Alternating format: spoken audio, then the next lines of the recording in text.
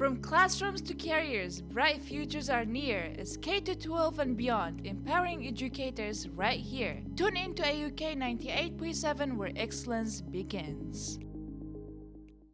Hello, good afternoon. I'm Tom Hayes. This is the K-12 and beyond conference, Achieving Educational Excellence. We're having a panel discussion today with Dr. Randall Rhodes from the American University of Kurdistan, Dr. Irshat Madyarov from the American University of Armenia, right? That's correct. And Loucine Hayes, who's the director of CAPA at the American University of Kurdistan. So thank you guys very much for being here today. I'm going to start off with a question for Dr. Rhodes. You're the first one up.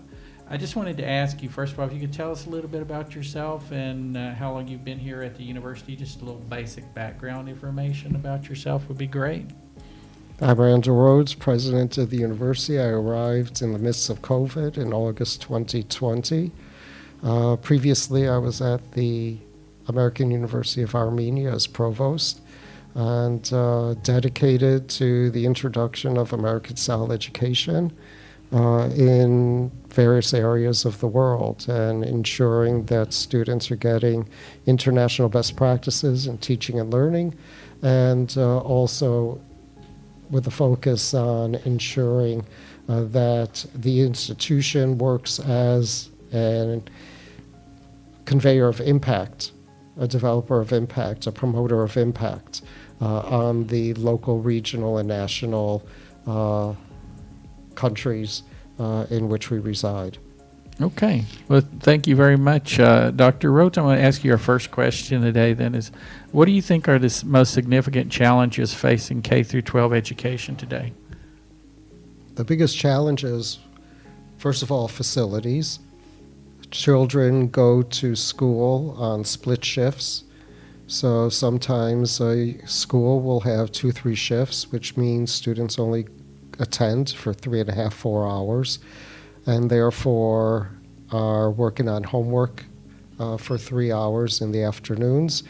Curriculum that is mostly based on textbooks, where students are reading and memorizing facts and figures, rather than developing their critical thinking, problem-solving skills with very little applied learning. Other issues, as I said, curriculum.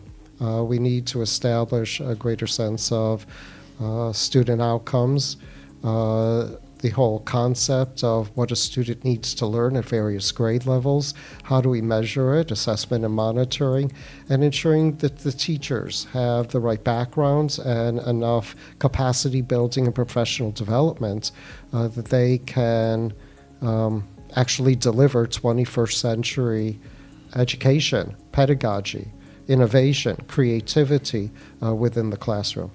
Okay. You know, in a country like Iraq and Kurdistan region where they have a lot of resource issues, they don't have a lot of money to spend on K-12 education. What can a country like Iraq do to do some of these things that you discussed that they need to do based on their limited resources? Well, many of these things don't need resources. It just needs a framework. And once the framework is established, obviously resources will have to be spent on ensuring that teachers are upskilled and they understand the larger context of what needs to go on in a classroom. But even in 3.5, 4 hours for a public school or in a 7-hour day for private schools, much can still be accomplished if the modalities of instruction and the pedagogies are properly designed. So investment has to go into the design, into the training of the teachers, and then the rest of it can all happen. Okay. Thank you, Dr. Rhodes. Appreciate that answer. Dr. Madyarov, I want to turn to you now. If you could just tell us a little bit about yourself and your educational background, your life history a bit, if you don't mind. I was born and raised in Russia, actually, in an ethnic group that's not, necessarily Russian-speaking. My parents didn't speak Russian.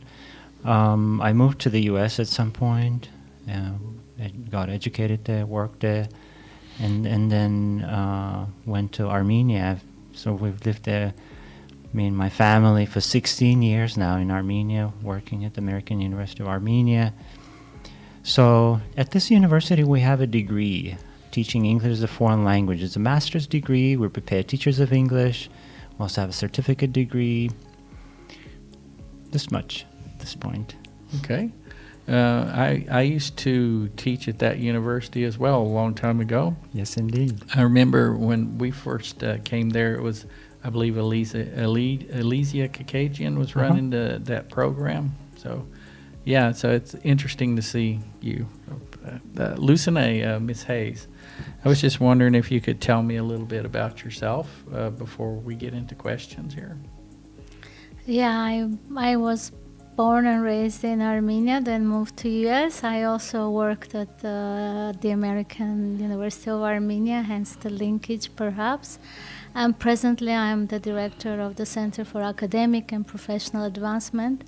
And I'm really excited that finally we have launched this conference today, and we have such accomplished gentlemen around this table talking about the challenges of education in the 21st century, and especially in an environment like Kurdistan region and Iraq.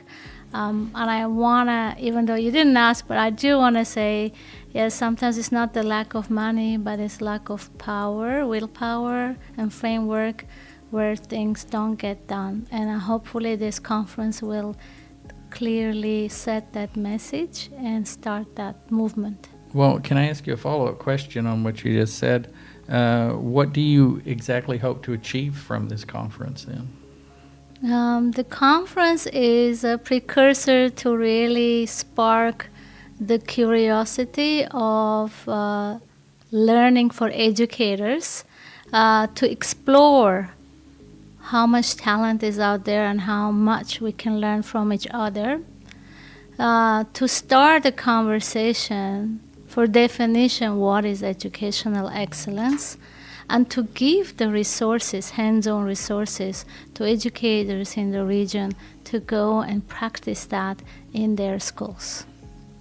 I'm going to turn to you again, Dr. Madyarov. In your opinion, is project-based learning more effective than traditional instruction for today's students? Can you talk about that a bit? It really depends on how you implement it. I think it's probably at this point, the way I see it, is a combination of the two. And also even traditional instruction could integrate some elements, some principles of project-based learning. We'll talk about this as well at the conference. So the answer to your question, I would say it really depends. There is a lot of research that actually says yes, PBL leads to better academic achievement than traditional. PBL leads to better attitudes amongst students, and if that kind of PBL that's been implemented engages students in community life, citizenship, then that also leads to better engagement of the students in citizenship, activity, social responsibility. But again, there is some research that says the opposite, and that boils down to how it's implemented, what's really done in the classrooms. Okay, has that been your experience in the Armenian setting? Armenia actually is a cool example of that. Just this year, past year I want to say, the Armenian government decided, the ministry already, to move into integrating PBL in public schools across the board. And there was a pilot stage in several schools, and now it's rolled out to all the schools. And for the teachers, it's a challenge. They have to really figure out and wrestle with that. And obviously, it's not easy because for them, a lot of the things are new. But I'm hearing that there's a lot of enthusiasm from among my colleagues in public schools and private schools. There's conferences running all over the place, teachers sharing their experiences, challenges, learning from each other. So I'm happy that a conference like this is happening in Kurdistan. Okay, all right. So let's talk a little bit about lifelong learning. How can schools foster a love of lifelong learning in students from an early age? I think Dr. Rhodes mentioned that at the beginning, that if we if we focus on critical thinking from the get-go, from kindergarten, from even pre-K level, and we encourage students to ask questions and be curious and not kill that curiosity as they move into higher levels of education, then that will probably stay there, because ultimately, naturally, we are wired to be curious and to be learning all the time. And we just want to be careful not to be in the way of this natural tendencies. Do you think that happens a lot in education, where children come, or young students, they have a really good attitude about learning, but there's something about the process, or maybe even about the teacher and the way he approaches the students, that just kills everything inside of them, and they end up not liking learning or education? I think so. Unfortunately, I think that's what happens. That if we look at very, small little ones, toddlers, they ask a lot of questions. They're very curious, and when they come into the schooling system, we tend to kill that enthusiasm. So that's maybe one question that we need to ask ourselves: how to not to do that. I think the shift from the natural curiosity to a more stifled educational environment is due to the fact that students eventually realize, when they get into first grade, second grade, third grade, that they're working for a grade, and the teacher's assessing. So rather than being fresh and expressing themselves and being individuals, they conform to the teacher's idea of what is the correct answer. So when you're working towards somebody else's expectations, learning becomes more of a chore than it is just a free investigation, a free discovery of the world around them. So I think that's where the transition happens, when all of a sudden you're working for a grade because you want to please the teacher in the classroom, rather than learning for your own benefit, your own enthusiasm and passion. Right. Don't you think that that's kind of a societal issue too, not just an education issue, but it's also a societal issue in the way society views what, say, parents view what their children are doing in school, right? Don't you think that's a problem too? Of course, we're always working in order to please others.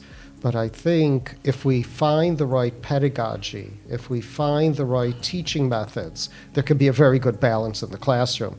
And rather than a teacher assigning a grade based on a certain pre-established or preconceived outcome or output, the teacher needs to better understand, if we're looking at the assessment of soft skills, that did the student express themselves? Was the student effective in their communication? Was the student able to navigate a particular issue or a challenge and find a solution, rather than find the solution that the teacher had in mind previously? So if the rubrics and the assessments are properly designed, I think we can very easily get past the sense of working for a grade and working verbatim in order to meet somebody else's expectations. Okay. Thank you, Dr. Rhodes. Appreciate your answer on that. Ms. Hayes, I have one more question I wanted to ask you, which was just going back to CAPA specializes to a great extent in lifelong learning, right? And that was one question that I'd asked Dr. Madyarov about as well. How do you think that we as an institution can foster lifelong learning in students from an early age?